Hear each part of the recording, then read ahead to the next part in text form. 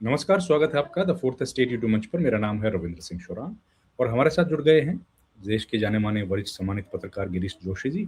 हम लोग इनसे जानेंगे ईरान, इज़राइल, अमेरिका युद्ध के बारे में ताज़ा स्थिति क्या है, कितनी भयंकर युद्ध चल रहा है और भारत की जो एनर्जी नीड्स हैं, वो कैसे पूरी होंगी।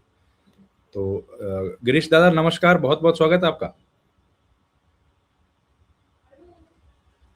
धन्यवाद शरण जी। गिरीश भाई, क्या स्थिति है अभी युद्ध की? कितना विकराल रूप हो गया है? कितना नुकसान कर रहा है? कितना डेवास्टेटिंग है? अगर आप बता पाएँ हमारे दर्शकों को।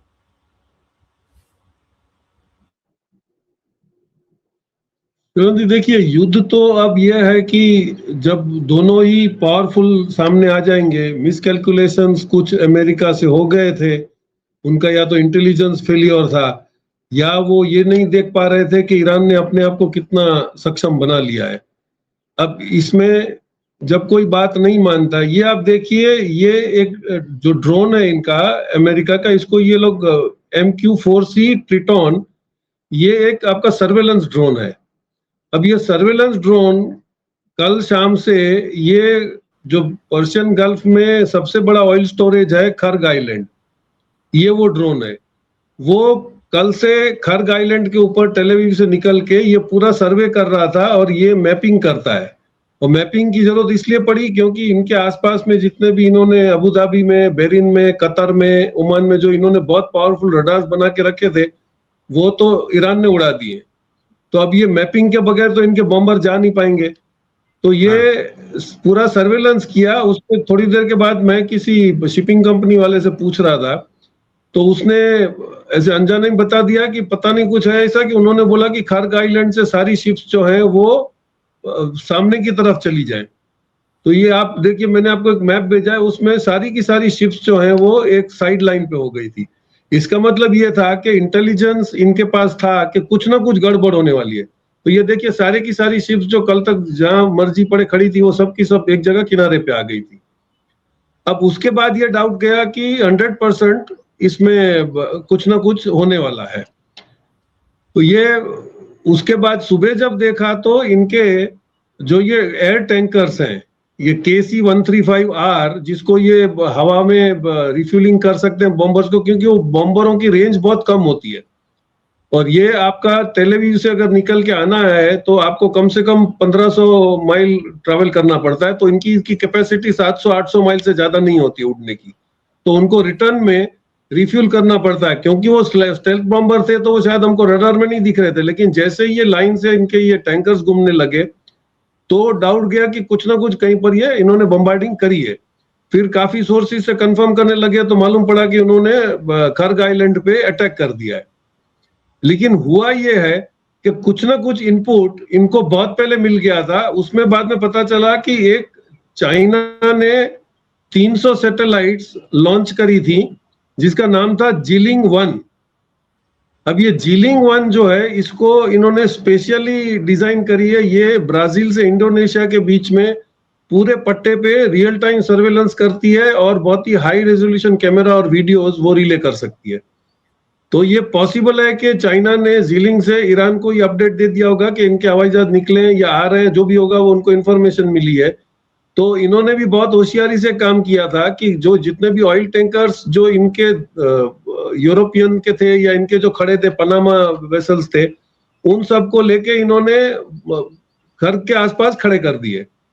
अब वो जैसे खड़े करे तो ये हो गया कि वो खर्ग पे तो अटैक करने से रहे, अगर वहां पे कोई इनके ही दोस्त वाली कंट्री का शिप उड़ जाता तो फिर इंटरनेशनल प्रॉब्लम हो जाता।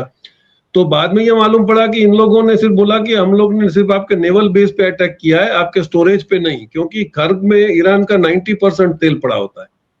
तो वो भरना आसान होता है, वो टापू है और ईरान से लग के अलग है। तो ये फाइनल मैसेज ऐसे आया कि खर्ग के डेपो को कोई डैमेज नहीं हुआ है, लेकिन वहां पे नेवल बेस पे जो भी थोड़ा बहुत जो डैमेज हुआ है वो अब धीरे धीरे रिपोर्ट बाहर आएगा। लेकिन इन्होंने ये बदमाशियां तो कर ली है। अब इसके सामने आप देखिए कि इनको अभी तक ये था कि अगर इजराइल पे अटैक करना है तो ये लॉन्ग रेंज मिसाइल यूज करेंगे, जिनको सीरिया या जॉर्डन के ऊपर से होके जाना पड़ेगा, जो सर्वेलेंस कर पाएंगे। लेकिन सडनली ऑफ द ब्लू इन्होंने ये जो एक्टिव हो गए बेरूत में, जी। तो हजबुल्ला के जो लड़ाकू थे वो जैसे ही एक्टिव हुए तो इन लोगों ने ड्रोन्स मारना शुरू कर दिया, जिससे कि उनके इजराइल के कमांड सेंटर्स भी खत्म हो गए।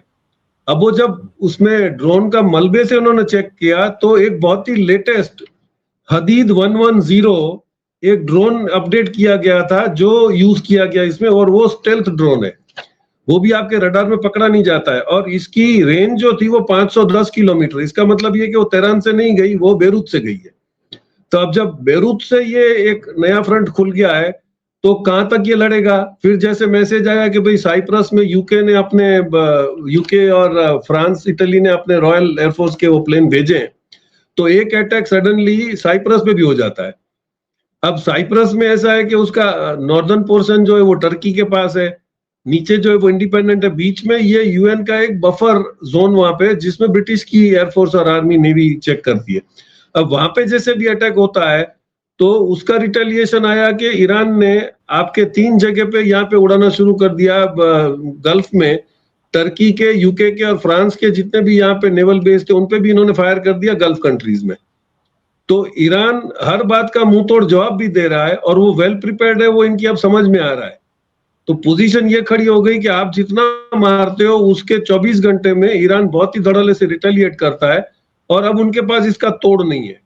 अब यूरोपियन यूनियन का साथ में आने की वजह से ये कि बहुत ही पब्लिक ओपिनियन बहुत ज्यादा इनके खिलाफ हो गया है, क्योंकि वो जो बच्चियां मर गई, इनके धर्मगुरुओं को आपने बिल्कुल कायरता से मार दिया, आप युद्ध में मारते सैनिकों को। अब जो ये प्रोग्राम कर रहे थे कि फुट ऑन द ग्राउंड करेंगे या आर्मी भेजेंगे, तो इसको उतारेंगे कहां पे? क्योंकि ईरान ने बिल्कुल धमकी दे दी है कि जो भी इनकी सर्विसेज को हेल्प करेगा उस पे हम मार देंगे बम।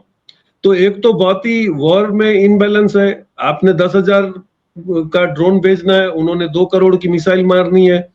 अब इनके पास जो 3 जो सिक्योरिटी थी, डेविड स्लिंग था, आयरन डोम था और एरोस थी, वो तो सारी खत्म हो गई, क्योंकि ईरान ने बहुत ही होशियारी से पहले छोटे छोटे ड्रोन मारे, जब उनकी वो कैपेसिटी खत्म हो गई तो फिर इन्होंने ड्रोन से अटैक करना शुरू कर दिया, फिर इन्होंने मिसाइल्स मारी, फतेह मारी, और अभी लास्ट जो ये यूज कर रहे हैं दैट इज क्लस्टर न्यूनेशन। अब ये क्लस्टर न्यूनेशन में ऐसा है कि अगर आप उसको तोड़ भी दो हवा में तो उसमें से जो छोटे छोटे बॉम्ब गिरते हैं वो कम से कम 7 से 8 किलोमीटर के एरिया में बहुत ज्यादा नुकसान कर देते हैं। तो अब ये वॉर लाइक सिचुएशन में अगर आप मेजर करने जाओ तो ईरान का बहुत ही बड़ा अपर एंड है, और इनको जो ये डाउट था तो इन्होंने एक, आप देखिए कि अभी भी ईमानदारी तो ईरान ने रखी है कि इसने एक साइड स्ट्रेट ऑफ हॉर्मोज बंद कर दिया है, वहां पे वही चाहेगा जो वही शिपें जाएंगी। अभी धड़ल्ले से वहां से ईरान और चाइना की जो गोश्त शिप्स हैं जो 3-3 लाख बैरल लेके निकल पड़ी हैं, वो बाजार में माल बेचेंगी और वो पैसा कमाएगा। अब अमेरिका की वो हालत नहीं है कि वो उनको समुद्र में डिस्टर्ब करे, क्योंकि जितने अटैक हुए हैं उसमें उनकी 7th फ्लीट और ये सब उनको वापस जाना पड़ा है। अब जो एग्रीमेंट था कि स्टेट ऑफ हॉर्मोन्स में अगर ईरान जहाज रोकता है तो उसको यूएन की नेवी जाके बचाएगी, अब वो ऑर्डर दे रहा है, यूएन की नेवी वहां जाने को तैयार नहीं है, क्योंकि इनको सिर्फ ईरान की नेवी से नहीं लड़ना है, इनको हुतियों से भी लड़ना है जो यमन की बॉर्डर पे में। लेकिन पूरी परेशानी नहीं हो इसलिए इन्होंने सुएज कैनाल वाला जो रेड सी वाला पोर्शन है वो शुरू रखा है। अब उसमें जो आपका यनोब करके जो पोर्ट है जहां पे अरामको की 2 रिफाइनरीज है, वहां से तेल आना जाना शुरू है, लेकिन उनका अगर लाइव मैप देखो तो वो कार्गो शिप के अलावा किसी को अलाउ नहीं कर रहे। इसका मतलब ये है कि खाने पीने की किल्लत नहीं हो कहीं पर भी, तो उन्होंने कार्गो शिप्स को अलाउ किया रखा है और वहां से वो शिप्स आना जाना शुरू है। लेकिन खतरा यही रहेगा कि जिस दिन ईरान को बंद करना होगा और वो हुतियों को इशारा कर देगा तो आपका यमन वाला ही रास्ता बंद हो जाएगा। वर्ल्ड की इकोनॉमी डिस्टर्ब करने के वो मुहाने पे खड़ा है, अब वो तय करेगा कि क्या करना है।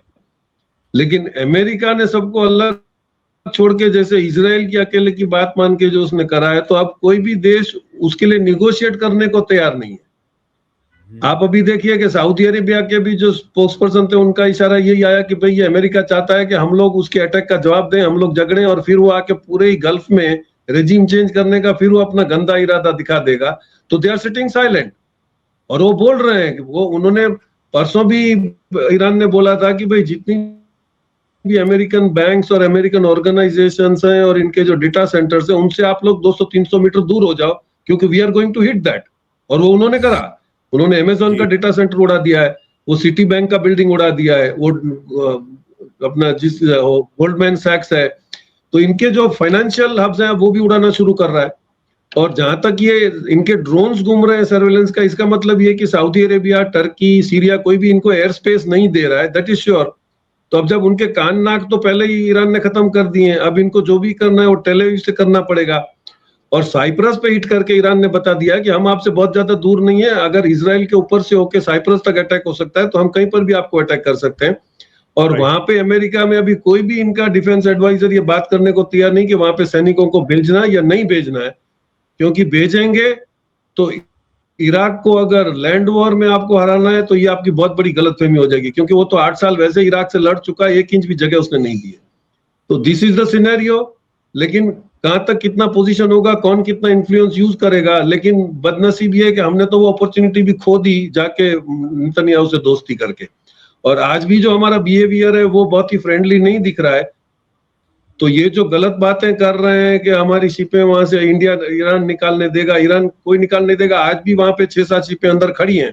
हाँ, लेकिन उसमें एक है कि 3 इंडियन क्रूज जो थे फॉरेन शिप पे जिस पे हिट हुआ था, उसमें 16 में से एक ही आदमी मर गया और 15 के 15 को उन्होंने रेस्क्यू कर लिया।